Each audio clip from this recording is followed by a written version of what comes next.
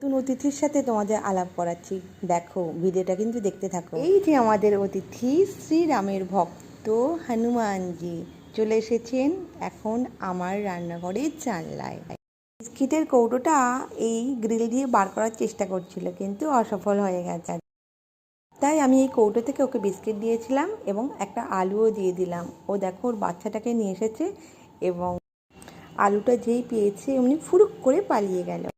আর যে এটা দেখতে পাচ্ছ এত ঘন সবুজ জঙ্গল, এটা কিন্তু আমাদের ফ্ল্যাটের পেছনেই আছে।